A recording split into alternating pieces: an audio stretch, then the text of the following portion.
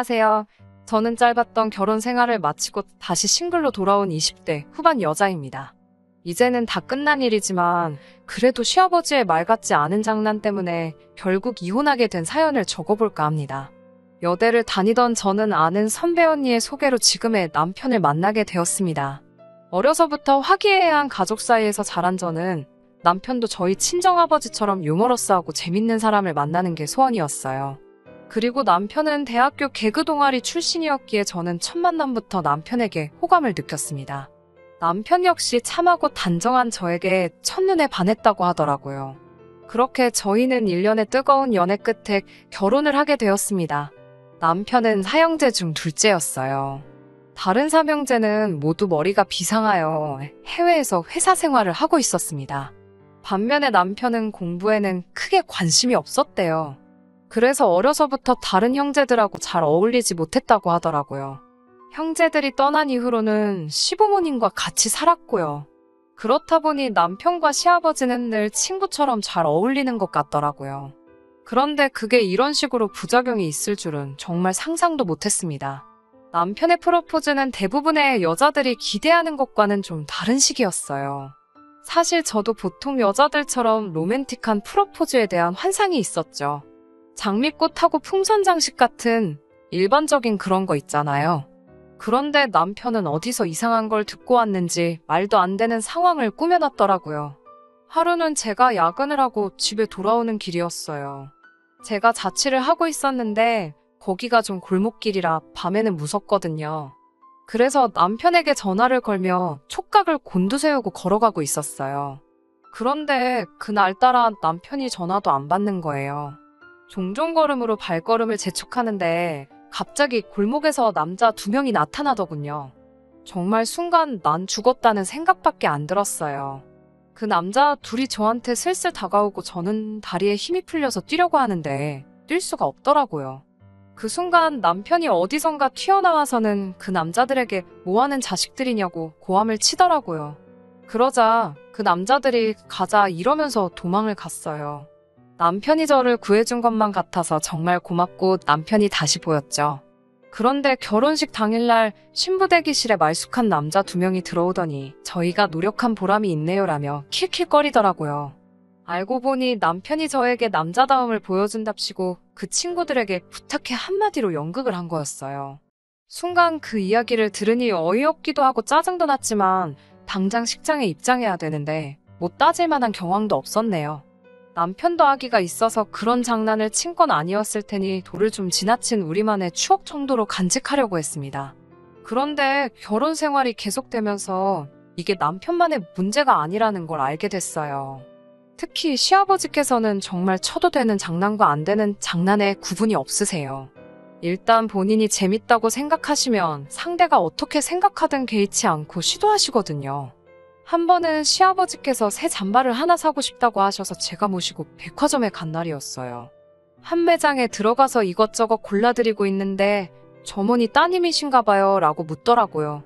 그래서 제가 며느리예요라고 대답하려는데 시아버지께서 대뜸 내 둘째 마누라요. 이쁘지? 라며 제 허리를 끌어당기시더라고요. 제가 마른 체형이다 보니까 시아버지에게 쑥 끌려 당겨갔죠. 제가 당황해서 아버님 왜 이러시냐고 하자 우리 마누라가 쑥스러움을 많이 탄다며 낄낄 웃으시더군요. 당황한 점원에게 제가 며느리예요. 며느리라며 시아버지 팔을 뿌리쳤어요. 그러자 점원도 난처한 듯 웃으며 아버님이 장난기가 많으시네요. 이러는 거예요. 얼마나 창피하고 짜증이 나던지 집에 돌아와 남편에게 하소연을 했습니다. 하지만 이야기를 들은 남편은 시아버지가 얼마나 제가 예쁘면 그러겠냐면서 알았어. 당신은 내 거니까 우리 아빠한테 손대지 말라고 할게라며 장난처럼 받아넘기더라고요. 또 한 번은 이런 일도 있었습니다. 여느 날처럼 평범한 저녁이었는데 다급한 목소리로 시아버지께 전화를 받았습니다. 저희 남편이 갑자기 심장마비가 와서 쓰러졌다고요. 지금 어디 병원에 있으니까 얼른 오래요.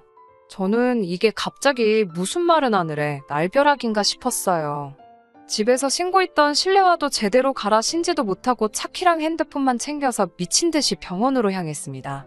병원 응급실에 도착해 남편을 찾는데 아무도 모르고 보이지도 않더라고요. 당장 주저앉을 것 같고 손발이 벌벌 떨리는데 갑자기 남편과 시아버지의 목소리가 어디선가 들려왔어요. 그러더니 시아버지가 남편에게 내가 이겼으니 5만 원 내놓으라고 하시더군요. 알고 보니까 제가 몇 분 만에 병원에 도착하는지를 놓고서 둘이 내기를 했더라고요.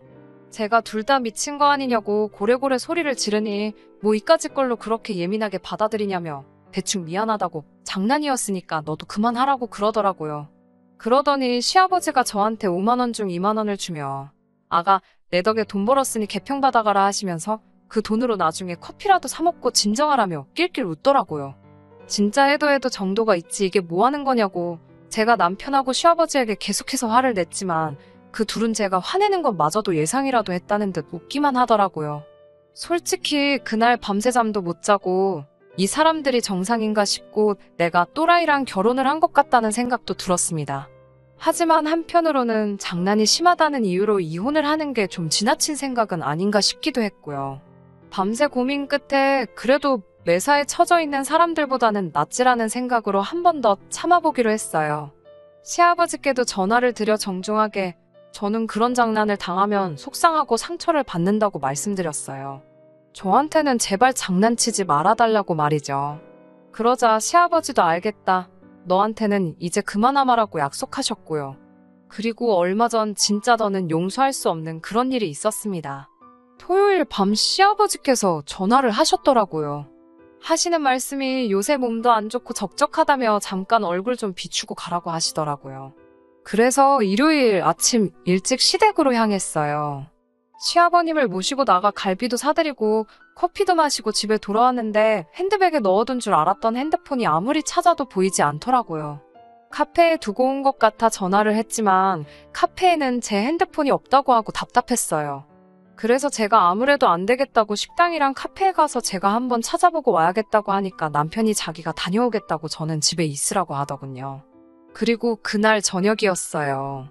슬슬 잘 준비를 하려고 하는데 아파트 복도에서 시끄러운 발걸음 소리가 들리더니 누가 우리 집 현관문을 부서지게 두들기며 제 이름을 부르더라고요. 저희 친정 부모님이셨어요.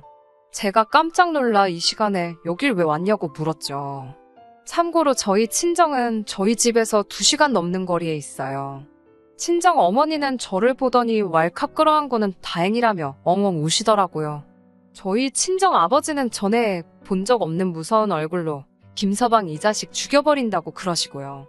도대체 무슨 영문인지 알 수가 없어서 무슨 일이냐고 얘기를 제대로 해달라고 했어요. 친정 부모님께 들은 이야기는 충격 그 자체였습니다. 제 핸드폰으로 전화가 와서 받았더니 저희 남편이더래요. 그러더니 제가 교통사고로 크게 다쳐서 응급실에 있다고 했다는 거예요. 불이 나게 남편이 오라는 병원에 도착했는데 남편이 시아버지랑 심각한 얼굴로 저희 부모님께 많이 놀라셨나고 묻더래요.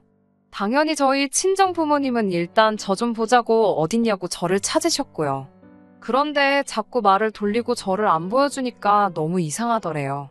저희 친정 부모님은 이미 저희 남편이나 시아버지가 지나친 장난을 자주 친다는 사실은 알고 계셨거든요. 그래도 설마 같은 자식 가진 부모로서 그런 거짓말을 하겠냐 싶었는데 그 순간 웃음을 못 참는 저희 남편을 보고는 속았다는 걸 눈치채셨다고 해요. 친정 아버지가 남편의 멱살을 잡고 너 이 자식 내가 죽여버리겠다고 우리 딸 어딨냐고 하자 놀란 남편이 이것부터 놔주시면 바로 말씀드린다고 하더래요. 그래서 나중에 집에 있다면서 두 분이 따님을 얼마나 사랑하는지 궁금해서 해봤다고 말도 안 되는 궤변을 늘어놓더랍니다. 친정 아버지 입장에서 차마 사돈을 때려 눕힐 수도 없고 넌 이따 보자라는 심정으로 자리를 뜨셨대요. 그래도 불안한 마음이 가시질 않고 제가 괜찮은지는 확인해야겠다 싶어서 저희 집으로 바로 달려오셨다고요. 우는 친정어머니와 분노하는 친정아버지를 보고 있으니 제가 보통 미친 사람하고 결혼한 게 아니라는 생각이 들더라고요. 저와 친정부모님은 바로 시댁으로 향했습니다. 시어머니는 저희 셋을 보더니 크게 한숨을 내쉬고는 죄송하다고 한마디 하고 자리를 피하시더군요. 무슨 일이 있었는지 이미 아시는 눈치기도 했어요. 하지만 시어머니는 사실 결혼 생활 내내 저에게 그래도 잘해주셨거든요. 시아버지는 남편이 지나친 장난을 할 때면 늘 시어머니가 먼저 나서서 사과해 주셨고요. 그래서 그때까지만 해도 시어머니 탓을 하고 싶은 생각은 없었어요.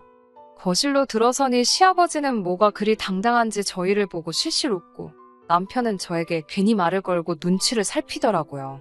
저희 부모님이 도대체 뭐가 문제길래 그런 장난을 치는 거냐고 따져 물으셨어요. 저도 이제 저한테 그런 장난 치지 않기로 하시지 않으셨냐고 약속하셔놓고 왜 또 그러시냐고 따졌고요. 그러자 시아버지의 대답이 가관이었습니다. 내가 너한테 안 한다고 했지 다른 사람한테 안 한다고 했냐고요. 그러면서 나는 너가 재밌는 앤 줄 알고 며느리로 들이길 허락했는데 이건 뭐 애교도 없고 유머도 없고 건조하기가 이루 말할 데가 없다면서 아주 재미가 없다고 그러시더군요. 결국 듣다 못한 저희 친정아버지가 시아버지의 얼굴을 주먹으로 때렸어요. 참고로 저희 친정아버지는 취미가 권투십니다. 시아버지는 턱을 부여잡고 쓰러져서는 나중내를 연발하더라고요. 저희 아버지가 한 대 더 치려고 하자 시어머니가 나타나 그래도 남편이라고 시아버지를 감싸더니 장애가 있다고 이해 좀 해달라 소리를 치는 거예요. 저는 처음 듣는 소리라 무슨 말씀이냐고 하니 하도 거짓말을 많이 해서 정신과에 데려간 적이 있다고 합니다. 무슨 연극성 장애인지 뭔지 그렇게 사람들 관심 끄는 걸 좋아해서 그런 거라고 하더래요. 제가 설마 남편도 그런 거냐고 묻자 시어머니는 대답은 못하고 눈물만 흘리시더군요. 그러면서 옆에서 잘 챙겨주고 받아주면 얼마든지 괜찮아질 수 있다면서 제발 잘 부탁한다고 하시는 거예요. 저희 친정 부모님은 장애고 나발이고 더는 이런 집구석하고 사돈 못 맺는다고 애들 이혼시킨다고 고함을 치셨어요. 그러면서 저한테도 마음 독하게 먹으라고 하셨고요. 남편과 좋은 추억도 많기에 이혼을 결심하기가 쉽지는 않았지만 어쩔 수 없이 남편에게 헤어짐을 고했습니다. 저와 헤어지고 일단 치료부터 받으라고요. 남편은 자기가 어떻게 돼도 상관없는 거냐고 저에게 묻더군요. 하지만 저는 남편에게 아무 일도 없을 거라는 확신이 있었기에 이혼하고 말았습니다. 남편 동아리 동기들에게 들으니 남편과 시아버지는 결국 나란히 병원에 입원해 치료를 받기 시작했다고 해요. 결정적인 이유는 또 한 번 말도 안 되는 장난을 쳐서 시어머니가 결국 정신적 충격으로 쓰러지셨거든요. 미국에 살던 남편의 형제들이 한국에 들어와 두 사람을 입원시키는데 동의했다고 합니다. 제발 그 둘이 잘 치료받아서 다른 사람들과 진심을 나누고 행복하게 살 수 있으면 좋겠네요.